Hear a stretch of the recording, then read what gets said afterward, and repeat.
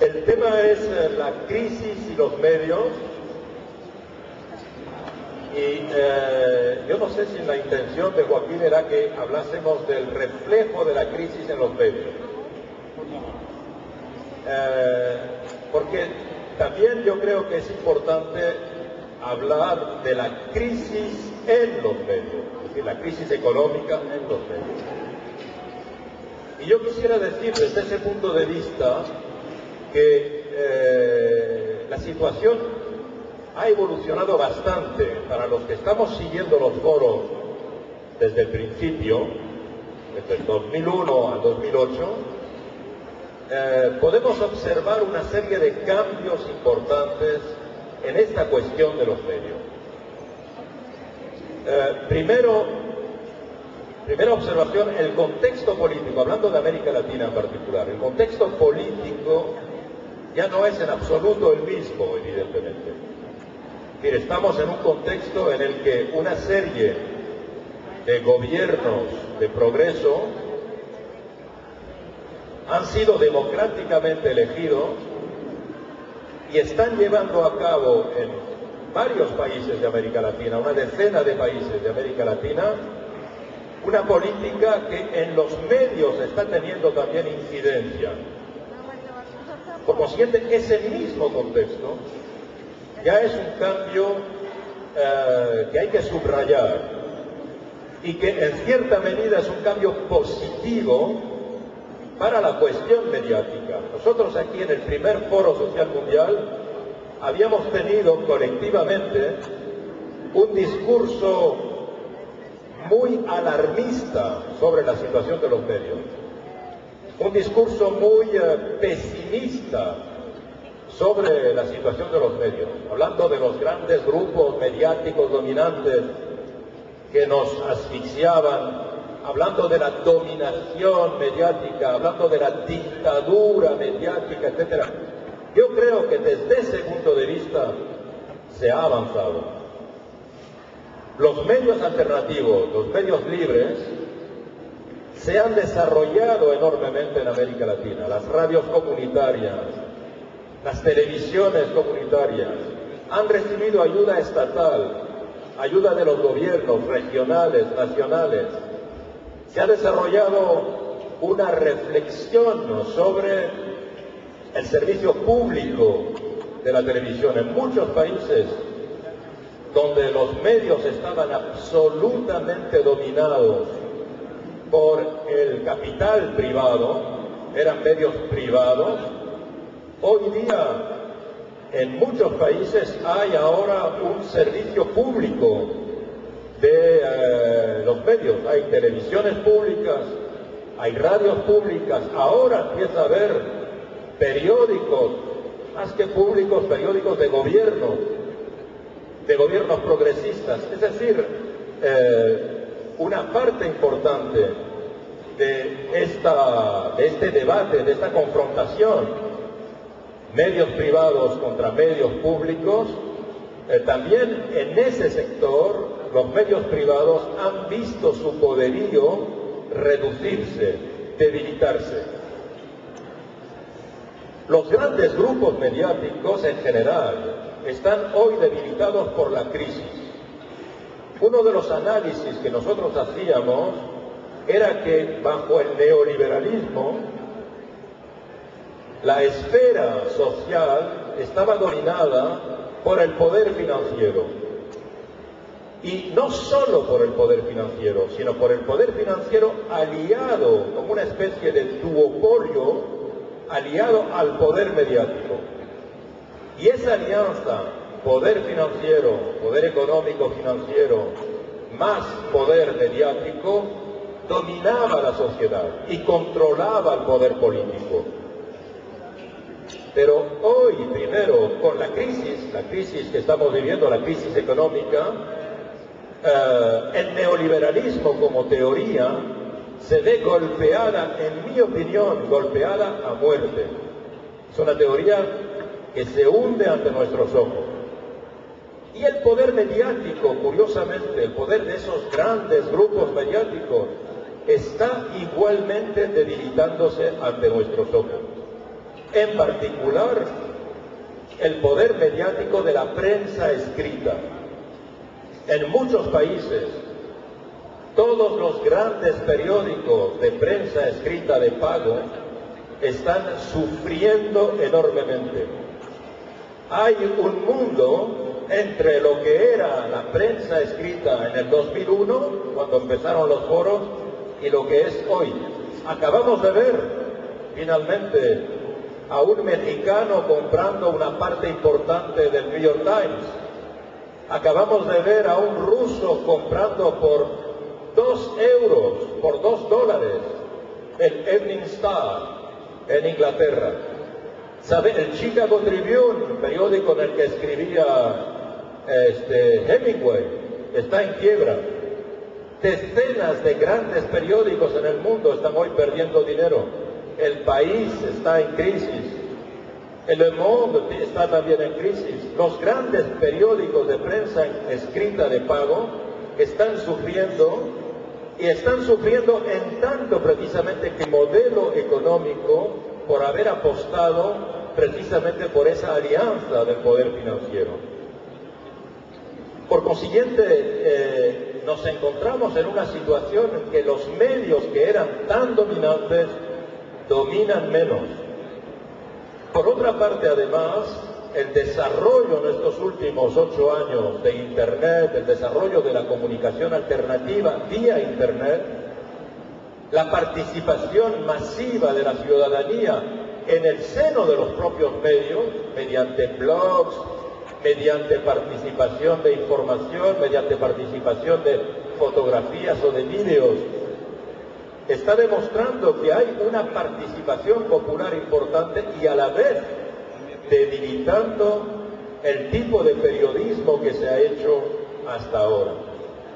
De ahí que la crisis en los medios es también la crisis, o la crisis de los medios es también la crisis en los medios. Digamos que cuando los medios han reflejado esta crisis, si la han reflejado con tanta intensidad, si la han reflejado con tanto desarraigo, como si el mundo se estuviese cayendo, en cierta medida es su mundo el que se cae. Es el mundo de la teoría neoliberal que ha dominado durante estos 30 últimos años. Es también porque en cierta medida estaban describiendo su propia crisis, la crisis del modelo que han adoptado, un modelo esencialmente financiero, el modelo de los medios, creándose en grupos, endeudándose cerca de los bancos para comprar nuevos títulos en la prensa, en la radio, en la televisión, para constituir grupos planetarios. Este tipo de modelo en el que, digamos, los intereses financieros o los mecanismos financieros eran más importantes que el contenido, esto está golpeando directamente a los medios. Por eso los medios, en cierta medida, han tratado a esta crisis, le han dado tanta importancia a esta crisis. No es que no la tenga, la crisis, yo digo, es la crisis del siglo, es la crisis más importante quizá que el capitalismo ha conocido en el último siglo, más importante quizá que la del 29. Pero si los medios le han dado tanta importancia es porque les concierne directamente a ellos. Esto es lo que quería decir. Muchas gracias. Bueno, buen día. Voy a tratar de hablar despacio porque los argentinos hablamos demasiado rápido. Recién escuchábamos que ha habido grandes progresos en relación sobre todo a nuestra conciencia sobre los grandes medios de comunicación. Hasta hace no mucho tiempo se hablaba de objetividad periodística. En algunos sectores se sigue hablando de eso. Tenemos muy claro, todos nosotros por lo menos seguro, que no se puede hablar desde ningún lugar, que siempre que alguien da una información, la da de alguna manera y la cuenta de alguna manera que tiene que ver con su propio lugar ideológico, político, cultural. Ahora yo creo que el problema al que nos enfrentamos ahora, que tenemos estas cosas claras, es cómo dejamos de tenerlas claras solo nosotros, solo las organizaciones sociales, solo los periodistas que trabajamos en determinados medios progresistas, y cómo podemos ampliar, como en determinado momento los diferentes gobiernos latinoamericanos, no los gobiernos latinoamericanos, en realidad esto se dio independientemente de los gobiernos latinoamericanos, yo creo que fue a la inversa, hubo una ampliación de las bases de ciudadanía primero, y gracias a que hubo más ciudadanos, es que hoy tenemos los gobiernos que tenemos en América Latina.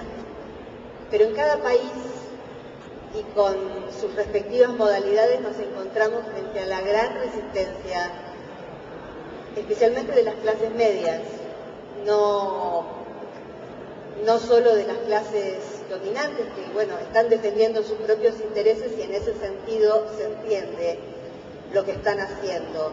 La problemática me parece que pasa por cómo dejamos de hablarles y de dirigirnos a los que ya saben lo que sabemos nosotros y ya se dieron cuenta de lo que nos dimos cuenta y creen en las mismas cosas que nosotros, y podemos empezar a ampliar también desde la comunicación la base de ciudadanía y cómo podemos influir políticamente, culturalmente, en sectores que todavía no han llegado a cuestionar a los grandes medios y no han tomado conciencia de que, por ejemplo, en esta crisis mundial que estamos viviendo, los grandes medios de los respectivos países no han comunicado la realidad, no han informado sobre la realidad, sino que la han coproducido. Sin la buena prensa que tuvo el pensamiento único durante estas últimas décadas, no hubiese tenido los resultados que tuvo. En mi país, en la década del 70 se hablaba de los idiotas útiles, para referirse a los militantes que caían sin estar del todo consustanciados con las organizaciones para las que militaban.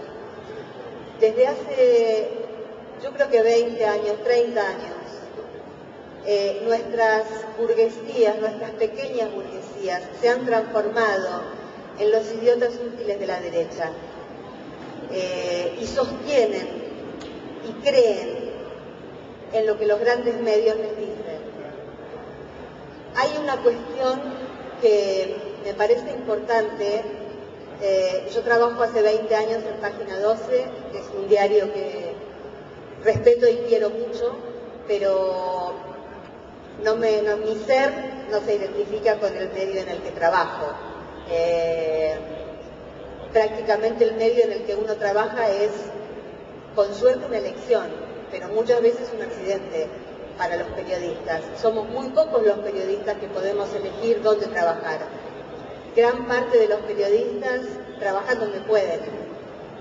Entonces el momento, la tarea, la búsqueda es trabajar sobre la grieta y ver por dónde hay una grieta y por dónde uno puede empezar a producir pensamiento propio, incluso si no trabaja en un medio que favorece el pensamiento propio. Y una de las cuestiones que yo hace muchos años que doy también talleres de escritura breve, y trabajo con mucha gente que no viene solo de la comunicación, sino que viene también de la política, de la psicología, de la historia. Y una de las cuestiones que me parece fundamental plantear, porque es en lo que una de las cosas que más creo, es en recuperar el lenguaje, porque de alguna manera lo hemos perdido. Gran parte de las organizaciones sociales o de los medios progresistas son tremendamente aburridos. Los medios, la comunicación que se genera es aburrida, es panfletaria, es antigua, está cerrada sobre sí misma y lo único que logra es convencer a los que ya están convencidos. Y finalmente, como me queda un minuto, lo que quería decir es que si bien en los grandes medios hemos tenido un enemigo, si bien en el pensamiento único hemos tenido un enemigo, creo que tenemos que ser absolutamente conscientes de que en materia de lenguaje el gran enemigo es el lugar común, la frase hecha. Esa frase hecha trafica ideología, esa frase hecha que nos viene a la cabeza, aunque nos venga del discurso de un dirigente de izquierda, es una frase que no es nuestra.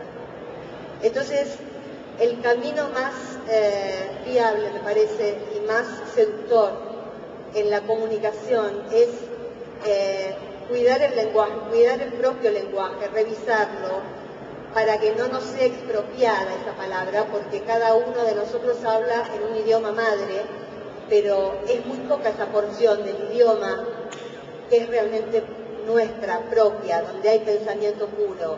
Creo que hay que recuperar ese pensamiento blando, legítimo, auténtico e lutar contra o lugar comum. A mídia e a crise. Eu devo dizer que eu não gosto dessa expressão mídia, porque eu não gosto de uma institucionalização que suprime ou apaga responsabilidades. A mídia não existe. O que existe são as pessoas concretas que a fazem.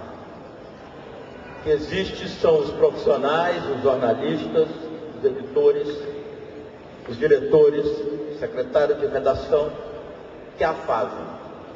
Cada texto, cada reportagem, cada título, cada escolha de página, o que é importante para ir em cima, o que é embaixo, ou o que não é abstrata. É feita por pessoas concretas. E, pasmem, não são pessoas mandadas. Não tem lá um patrão dizendo, escreva isso ou tire aquilo. Não é preciso, não é necessário. São pessoas que fazem com absoluta disposição de fazer. Tem um código meio secreto que as leva a selecionar certas informações e a excluir outras. A considerar que certas questões são notícia. Certas questões, o que é isso, cara? Não, você está pensando e não entra. São essas pessoas que fazem a imprensa, que fazem a televisão. Decidem qual é a pauta do dia a dia. E nos fazem, a partir daí, ver um determinado mundo em que determinadas questões são importantes e a gente passa a discutir aquelas questões importantes e tantas outras questões não são importantes e não aparecem. Eu vou dar um exemplo que jamais saiu da minha cabeça. O famoso, conhecido Chico Mendes, quando vivo, ganhou um prêmio global da ONU. Isso foi uma notinha no Jornal do Brasil, num pé de página. Um jornalista muito decente naquela época, que vivia aqui pela Amazônia, entrevistou o Chico Mendes, fez uma belíssima entrevista, em que, outras coisas, o Chico Mendes dizia, eu não quero ser Marte, eu quero é continuar vivo para continuar a luta.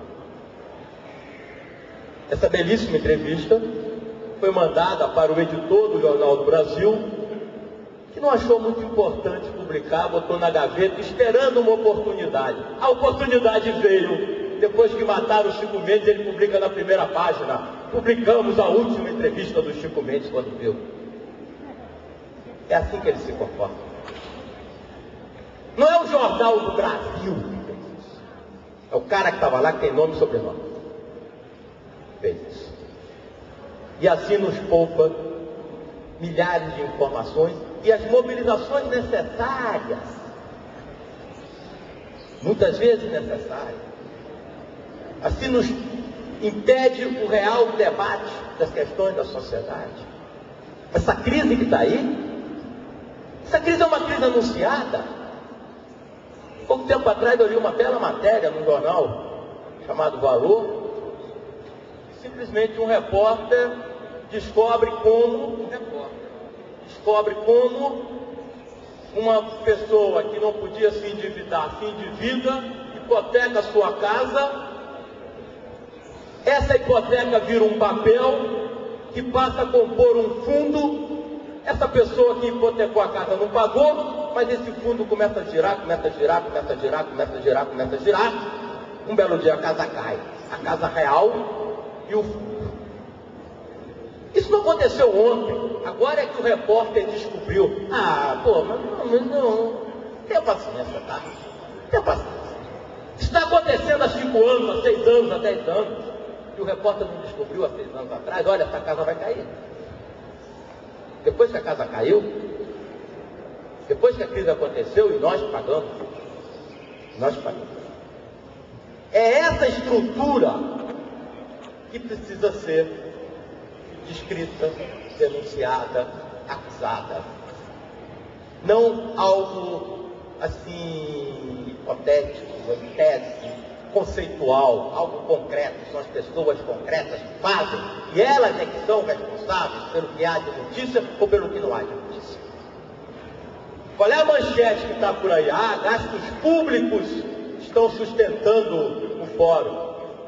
Agora a discussão que está se travando aqui, isso não é notícia. A sociedade que não está presente aqui não sabe. Só tem um jeito. É preciso construir um outro espaço de discussão. É preciso construir outros canais de comunicação. Pensar em democratizar essa estrutura, esquece. Esquece que os profissionais que estão lá dentro não querem. É o patrão. São bem remunerados, têm fama, têm sucesso, tem aquilo que um autor chamou de capital simbólico.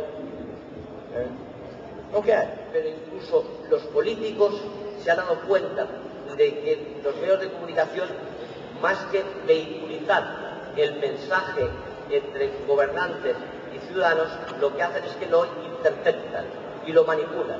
Por eso ya hay tantos presidentes, tantos gobernantes que han decidido obviar las ruedas de prensa y dirigirse directamente a los ciudadanos, porque el periodista lo que ha convertido su profesión es un mecanismo de obstruir la comunicación entre líderes políticos y ciudadanía. Existe también una crisis de credibilidad, es decir, el público ya no se fía de lo que dicen los medios de comunicación. Antes se decía que la letra impresa con sangre entra, y esto es verdad porque lo ha dicho la televisión.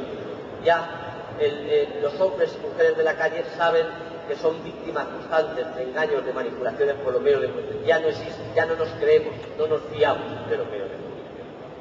Existe una crisis de objetividad. Ya sabemos que la objetividad no existe, nos estaban engañando. Decían que la objetividad era el valor de los periódicos. Los periódicos, si ustedes recuerdan, les gusta llamarse el imparcial, informaciones, es decir, términos que evocan neutralidad informativa. Ya sabemos que es mentira, no existe la neutralidad informativa.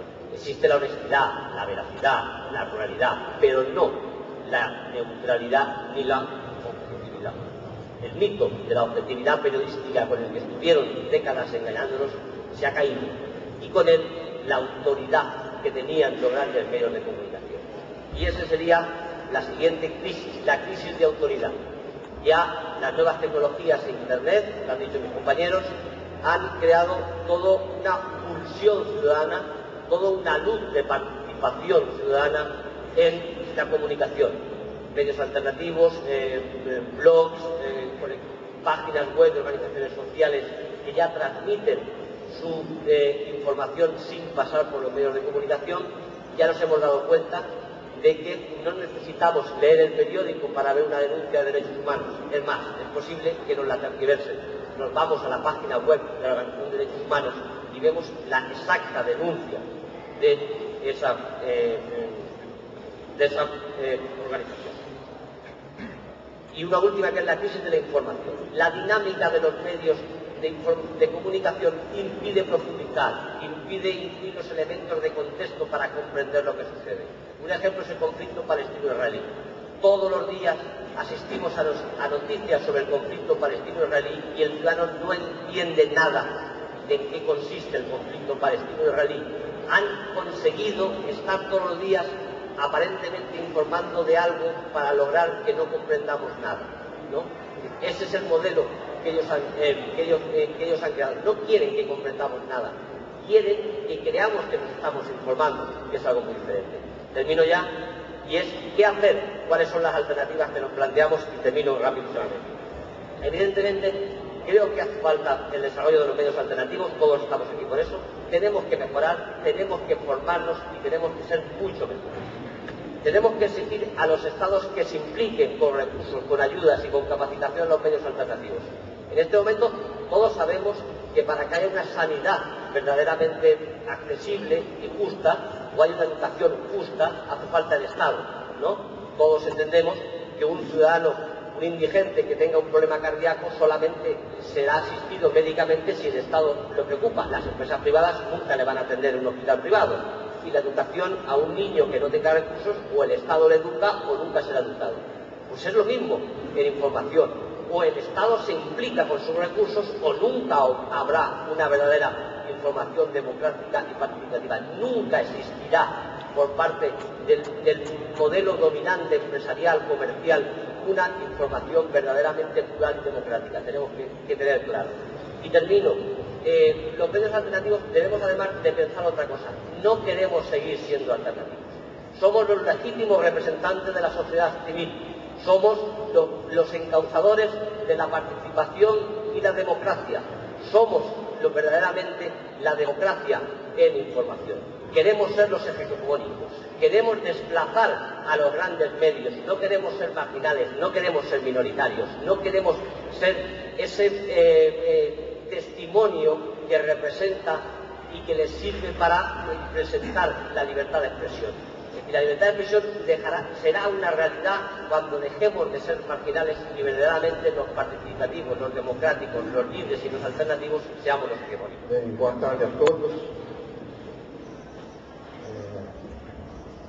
Como nós não combinamos antes o que cada um ia falar, eu acabei me preparando para uma fala bem diferente e vou tentar acoplá-la ao que falaram os meus antecessores. Primeiro, eu tinha me preparado para analisar a forma como a grande imprensa tratou essa crise. Começou com uma crise bancária e depois se transformou numa crise financeira global. Observações rápidas, pontuais, né? Primeiro, nós vemos o predomínio de um discurso genérico: a crise é global, a crise é mundial. É uma forma quase que de naturalizar a crise, como se ela fosse da natureza das coisas do planeta Terra. E houve muito pouca pesquisa procurando explicar realmente por que ela surge em determinados lugares, não se manifesta em outros. Vocês sabem que não quebrou nenhum banco na Índia, não quebrou nenhum banco no Japão, praticamente, não quebrou nenhum banco no Egito, na Turquia, na Austrália. A crise é uma crise de um determinado subsistema, um sistema capitalista. Faltou muito esse tipo de tratamento. Faltou também, no próprio tratamento específico da origem da crise, a história das hipotecas, também foi muito falho, porque de fato a crise começa com uma recessão convencional. Essa recessão estoura uma bolha, essa bolha estoura todo um castelo de cartas, assim que ela vai se dando, e esse estouro do castelo de cartas é que tem repercussão mundial, né? E, finalmente, para mim, um aspecto mais perverso do tratamento da mídia dessa crise foi de que, a partir de um certo momento, a grande imprensa passou a alimentar a própria crise, através de um tratamento catastrofista, alarmista, que levou empresários a se anteciparem, a promoverem demissões, refazerem seus planos. Eu acho que esse episódio, talvez ele sintetiza todas essas crises que o meu antecessor falou, do Rebellion, uma crise do discurso, crise de autoridade, crise de mediação. Então, quando surge um problema dessa magnitude, a imprensa, que não sabe mais mediar, que não sabe mais pesquisar, que não sabe mais explicar, ela parte para um sensacionalismo meramente catastrofista. Isso aconteceu na mídia no mundo inteiro, mas especialmente no Brasil. E no Brasil, talvez, alimentada por um fator próprio nosso, que foi uma espécie de torcida para que tudo desse errado. Então houve não só um sensacionalismo em torno da crise, mas uma forçada de barra para que realmente as coisas desandem, né? As coisas desandem com um objetivo, obviamente, político, de levar o governo Lula a um fiasco total. Bom, essa é a primeira parte da minha intervenção. Eu queria aproveitar os minutos que tem para falar uma segunda parte, que são os resultados de uma pesquisa feita com orientanda minha, justamente sobre a financiarização do jornalismo econômico, que nos ajuda um pouco a entender algumas das coisas que estão acontecendo hoje. A pesquisa dela foi muito interessante. Ela descobriu que houve todo um processo construído dos grandes bancos do Brasil para conseguirem domesticar a mídia brasileira. Processo que tem data, tem origens, tem nomes, e que basicamente teve os seguintes mecanismos. Todos os grandes bancos criaram departamentos de análise econômicas, não porque eles precisavam criar esse departamento, mas para capacitarem porta-vozes para falarem com a imprensa. Surgiram as fontes obsequiosas, aquelas que o jornalista levanta o telefone, ele já está esperando para falar. E outros processos desse tipo. Também houve no Brasil esse processo que foi mencionado por um dos meus antecessores, de que jornalistas com espinha dorsal, com visão mais crítica, foram desaparecidos da grande imprensa. O espaço passando a ser ocupado quase que exclusivamente por aqueles jornalistas que já foram desenvolvendo essas relações mais íntimas com as fontes obsequiosas dos bancos. Então criou-se um sistema na imprensa brasileira que praticamente todo o jornalismo econômico ele é orientado, conduzido, formulado por porta-vozes dos grandes bancos. Com o agravante de que o nosso Banco Central também está na mão dos grandes bancos. Então, até porta-vozes do governo também fazem parte desse chamado discurso.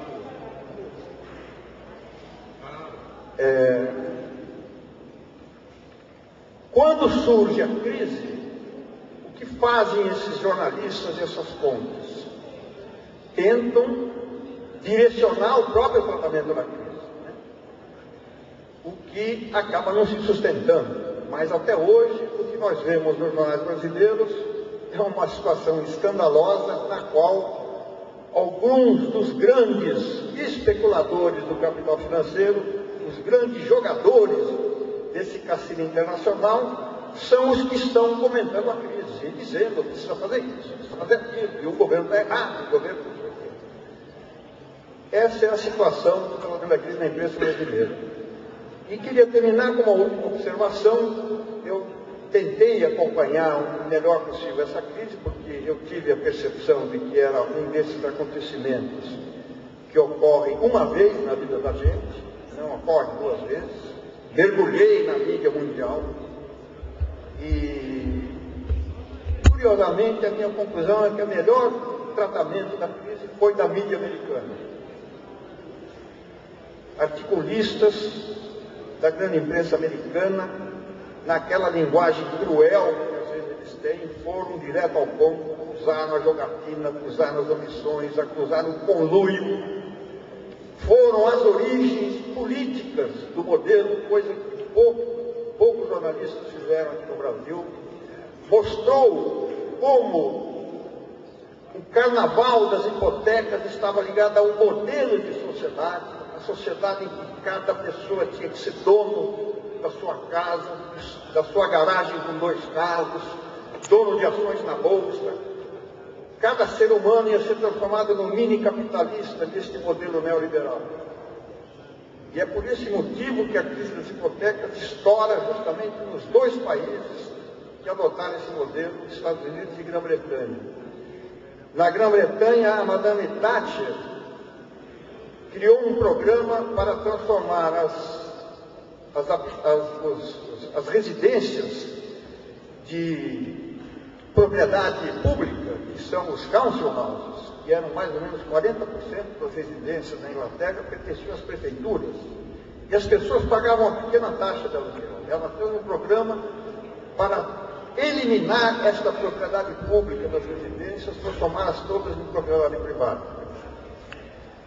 Então, esse vínculo interessantíssimo entre as origens do neoliberalismo, suas componentes políticas e sociais, e a crise das hipotecas, eu só vi na imprensa americana. Não vi praticamente em nenhum outro lugar, exceto menções passageiras. Por que a imprensa americana foi a que melhor cobriu a crise é algo que fica para os nossos estudantes de mídia se aprofundarem e estudarem. E com isso eu termino. Muito obrigado. Los 2 colegas anteriores, el profesor Musinchi y Pascual Serrano, se refirieron a la forma como los medios se han ocupado de la crisis financiera y económica internacional.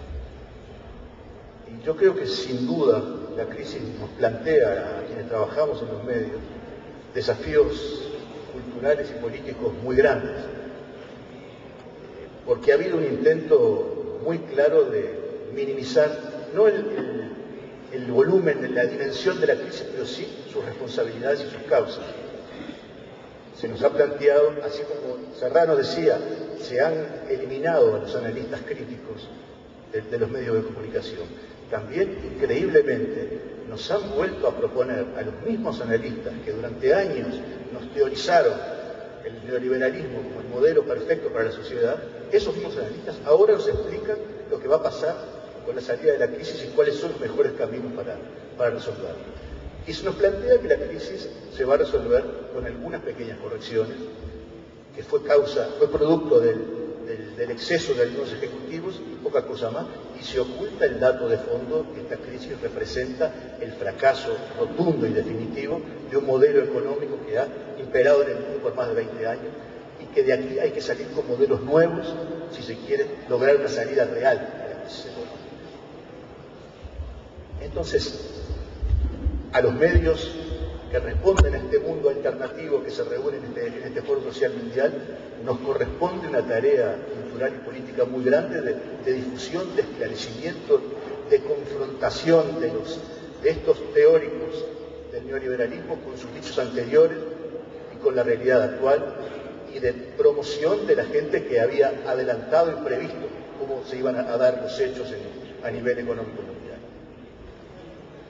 Hay algunos elementos que quedaron en evidencia en estos meses y que también es de gran importancia rescatarlos y relevarlos.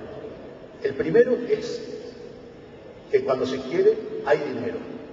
Por años se nos ha dicho que los planes contra la pobreza, que las campañas para erradicar el SIDA, que las grandes políticas de ayuda al desarrollo de los países más pobres del mundo no se podían desarrollar porque no había dinero. Bastó que hubiera una crisis a nivel financiero para que aparecieran centenares de miles de millones de euros y de dólares en 5 días en muchos países del mundo para cubrir a las grandes empresas y para financiarlas. De modo tal que nosotros, cuando pensemos cómo se sale de la crisis, cuando planteemos alternativas para la salida de la crisis, tenemos que partir de ese dato. El mundo, los grandes países, los países más ricos, tienen dinero y tienen una enorme cantidad de dinero que se pueden disponer para reales propuestas de salida a la crisis mundial.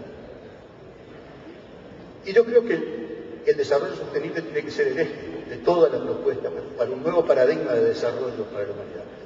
Desarrollo sostenible que tenga que ver con un modelo de producción, con un modelo de protección ambiental, pero también con un modelo de relaciones sociales más equitativa, con un modelo de respeto por el ambiente circundante, con un modelo de respeto de los pueblos originarios donde se van a desarrollar los emprendimientos, por un modelo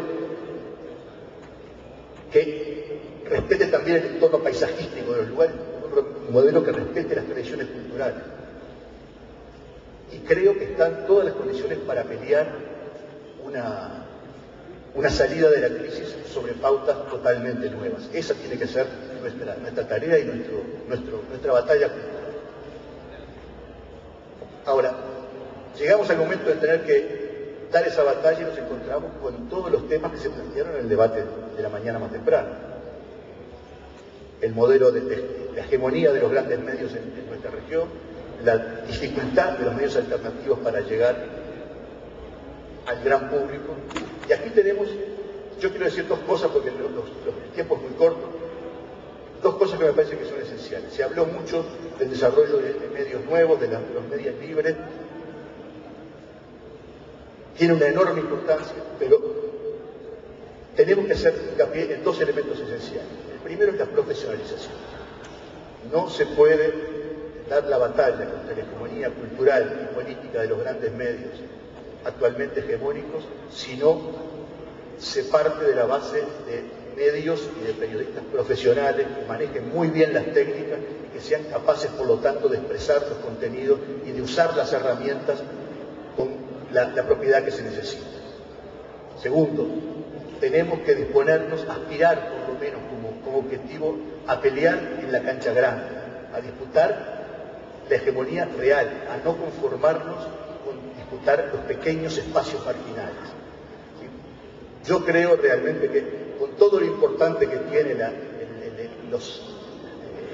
las puertas enormes que ha abierto Internet y sus posibilidades para la expresión individual de miles y de millones de usuarios que producen, que son productores de sus propias noticias y que están con sus videos y sus blogs, que no vamos a disputar la hegemonía de los grandes medios con una agrupación más o menos espontánea de productores individuales, amateurs, que se juntan y más o menos mágicamente logran construir un gran polo de enfrentamiento a los medios hegemónicos. Yo represento una agencia IPS que tiene más de 40 años de vida, que tiene 400 periodistas en todo el mundo, que está presente en más de 100 países, que ha hecho de la batalla contra la hegemonía de los grandes medios su razón de ser, y yo les digo que con toda esa estructura enorme, con 50 millones de páginas leídas, con transmisión en 20 idiomas, somos una gota de agua en la batalla contra los grandes medios.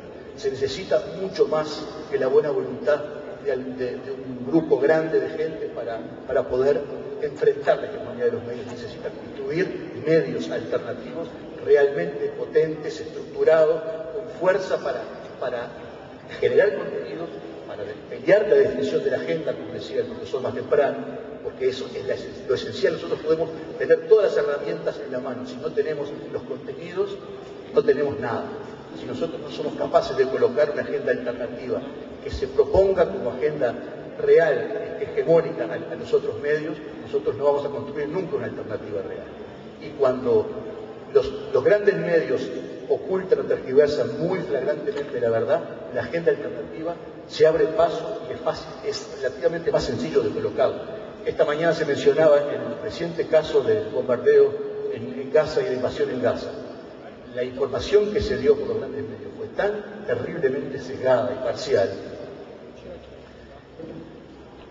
que millones de personas salieron a buscar en Internet otras visiones que le dieran una visión un poco más amplia para poder tratar de entender lo que decía Serrano. Nos bombardean con información que no nos ayuda a entender nada.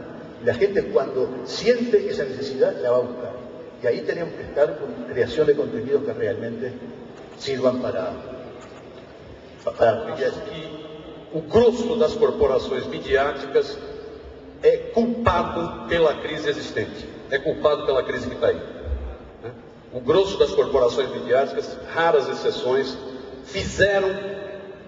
fez a propaganda do desmonte do Estado, a propaganda do desmonte da nação, a propaganda do desmonte do trabalho. Quem não aceitava essas ideias foi excluído da mídia, ou às vezes, para dar uma aparência de eclético, de plural, se colocava lá alguma citação, alguma opinião. Mas eu acho que a mídia hegemônica, ela é responsável pela crise que nós estamos vivendo e com os efeitos que essa crise vai ter sobre os trabalhadores, sobre os povos, em termos de desemprego, em termos de precariedade, em termos de arrojo. Exatamente por defender esse processo de desmonte do Estado, desmonte da nação e desmonte do trabalho. Concordando com o que Cinski falou agora há pouco, eu acho inclusive que a mídia já prepara e já está em curso uma nova abordagem sobre a crise.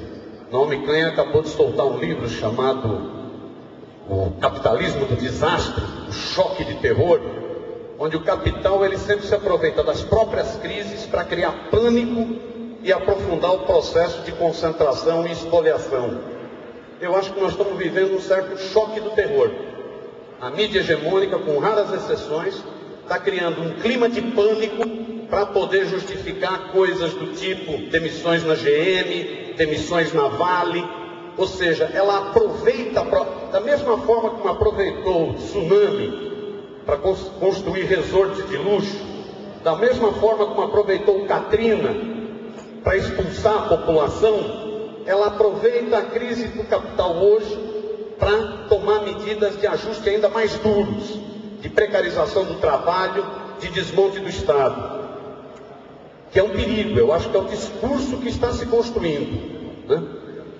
Eu penso que, para ser breve, muito breve aqui, em função da concordância, eu penso que contra isso, nós precisamos mais do que nunca fortalecer isso que esse movimento aqui no Brasil chamou de movimento mídia livrista.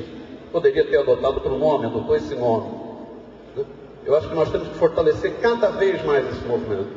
Eu acho que no fortalecimento desse movimento, companheiros e companheiras, é uma coisa importantíssima: aproveitar as brechas tecnológicas que existem. O Serginho falou muito bem sobre isso aqui na mesa da manhã.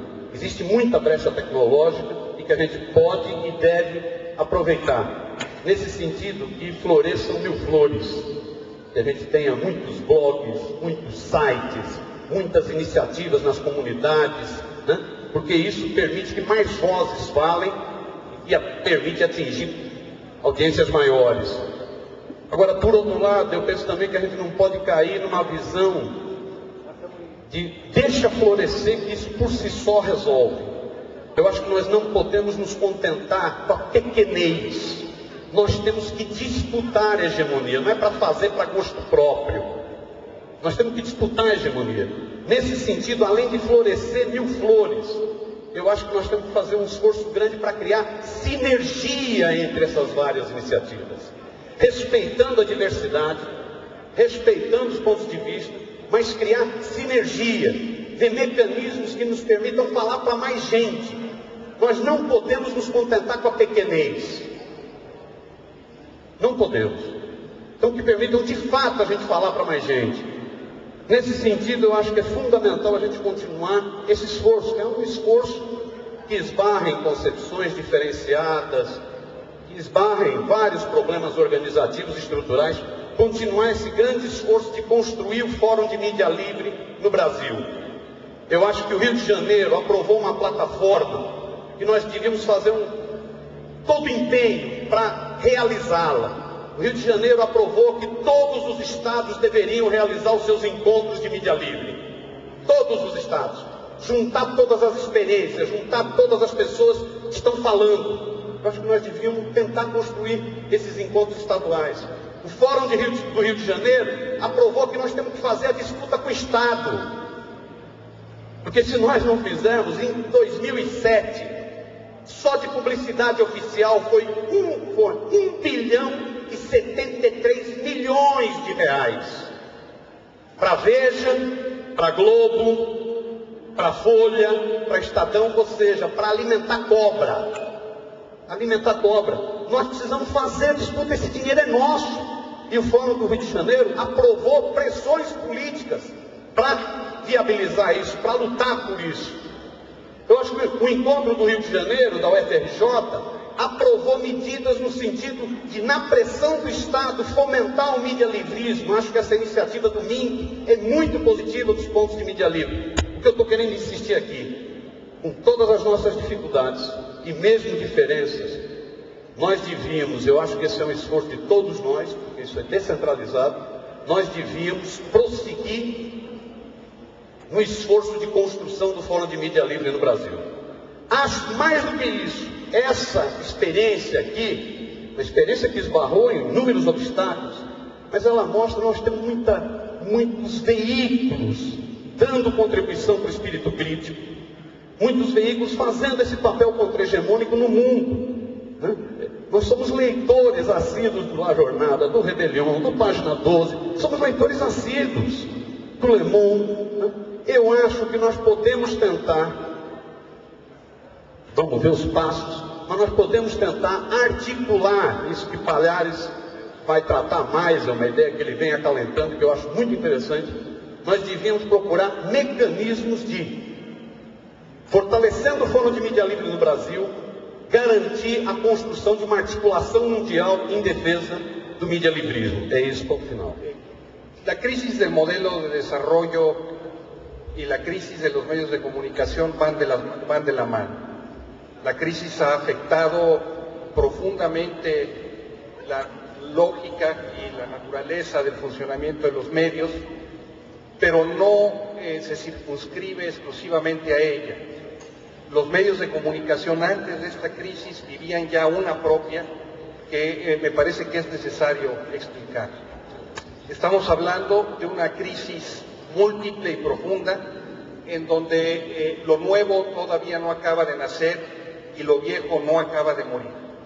Una crisis que se expresa, entre otras formas, en el proceso de inyección de capitales de grandes millonarios, como es el caso de Carlos Slim, el mexicano, con el New York Times, o el caso de la compra del Wall Street Journal por parte del grupo Murdoch, o simultáneamente también en la caída generalizada de los tirajes y de los lectores de la prensa escrita prácticamente en todos los países del mundo. Habrá algunas excepciones que no, pero los lectores de prensa escrita disminuyen como disminuyen las ventas de los periódicos en papel. Esta crisis, me parece, abarca varios puntos, la crisis específica de los medios. Tiene que ver, no lo voy a desarrollar, esto se ha tratado mucho, con la naturaleza crecientemente monopólica de la industria, que en el marco de la crisis económica se está reforzando. Si vemos hoy los procesos de concentración de los grandes medios y las industrias derivadas, sobre todo la del espectáculo, esta tendencia a la monopolización se ha acrecentado en los últimos meses. Tiene que ver con el desarrollo de la información como mercancía y no como bien público, y de todo un debate pendiente que no se acaba de resolver claramente sobre los derechos de autor. Tiene que ver, por supuesto, también con la naturaleza de los cambios tecnológicos profundos que afecta la industria de la comunicación, en el cual el surgimiento del Internet es un hecho fundamental, pero también no exclusivo. Tiene que ver también con la pérdida de prestigio de la profesión de periodista, y tiene que ver con los retos que implica narrar de una manera diferente todos los viejos y los nuevos horrores que se nos están presentando, y ante lo cual, sobre todo la prensa escrita, tiene grandes carencias y dificultades para comunicar. De entrada diríamos que dentro de los grandes periódicos escritos hay un debate que no se ha resuelto alrededor de la relación que hay entre las ediciones impresas y las ediciones digitales. Hay todo tipo de medidas que se han venido tomando. grandes periódicos como Los Angeles Times o New York Times, discuten y toman acuerdos sobre dónde debe estar la prevalencia. Algunos han definido que el Delfín, la nave guía, debe ser la edición digital y otros no. Algunos han unificado las redacciones de Internet y de la prensa escrita y otros las siguen manteniendo separadas. Hay toda una discusión en esta nueva relación, quién está en el puesto de mando. Insisto, se trata de un debate abierto, un debate sobre el que no acaba todavía de haber claridad, porque como en el conjunto de la crisis económica, lo que pasó todavía no acaba de pasar y no acabamos de calibrar con claridad sus consecuencias. Hay también un debate y una crisis de la prensa escrita alrededor del nuevo papel de la prensa gratuita. No sé aquí en Brasil qué tan desarrollado está ese modelo, pero esto es algo que ha pegado a los periódicos de paga, en torno además a un hecho que no se puede esconder, y es que usualmente esa prensa esa prensa gratuita es usualmente publicidad disfrazada de comunicación, pero publicidad que crea la ilusión de estar informado, porque además se complementa con los circuitos de la radio y la televisión. El impacto de esto tampoco, me parece, se ha acabado de descalibrar. Hace un momento hablaba también de lo que significa la desvalorización de la profesión. Un gran periodista vivo, Robert Fisk, el irlandés que ha cubierto, parece magistralmente, el conflicto del Medio Oriente, decía que él decidió hacerse periodista al ver una película en donde el periodista era un héroe en la Segunda Guerra Mundial. Bueno, difícilmente vamos a ver hoy en día películas en donde los periodistas sean héroes, más bien la estima y la valoración social de los profesionales de la comunicación está muy devaluado, más aún si se le compara con los artistas o con los deportistas o con todas las estrellas de la industria del espectáculo, al que cada vez más el formato de los medios de comunicación se ha venido supeditando. No hay pues credibilidad ni valor incluso en los mejores periodistas vivos. Grandes figuras como la del desaparecido Kapuscinski prácticamente pueden contarse con los dedos como figuras reconocidas internacionalmente. Hay un problema entonces con la desvalorización de la profesión. Decía también hace un momento de las enormes dificultades que tiene la de contar lo nuevo, tanto las barbaridades que vivimos día a día a nivel internacional como las nacionales. ¿Cómo podemos hacer los medios escritos para contar lo que está pasando en Irak? Las decenas de muertes que acontecen ahí de manera diaria, y que eso le diga algo al lector, que le comunique realmente qué es lo que está sucediendo. ¿Cómo le podemos hacer parecer a la opinión pública de un señor cuyo trabajo era disolver en ácido los cadáveres de las víctimas que ajusticiaba un cártel de narcotráfico, y que de esta manera se responsabilizó de la desaparición de 300 cadáveres? La más atrevida novela policíaca de hoy en día acaba apareciendo una historia rosa de Walt Disney alrededor de esa realidad. ¿Cómo podemos hacerlo para contarlo y para que tenga un sentido, para que no acabe siendo impactado por lo amarillo? Es entonces en este contexto, con todas estas expresiones de la crisis, más las que los demás personas que me han precedido en la palabra han señalado, que nos debemos plantear las alternativas. Estas alternativas me parece caminan básicamente en tres pistas. La primera de ellas es efectivamente la construcción de medios alternativos, medios que tienen que ser profesionales, con contenidos de calidad y con presentación atractiva y profesional. La segunda pista tiene que ver con nuestra capacidad para influir en los grandes medios establecidos, para que cambien sus agendas, la forma en la que abordan la información. Y finalmente un tercer aspecto tiene que ver con la definición de políticas públicas que permitan que haya recursos y legislación para mantener la información como un bien público. En todo esto me parece el gran reto es que no caigamos en la tentación de hacer una apología de lo marginal y que terminemos convirtiendo a lo alternativo como sinónimo de marginal. Tenemos que ser capaces de poner lo marginal en el centro, tenemos que ser capaces por todas estas tres vías de convertir a lo alternativo en lo hegemónico. Muchas gracias.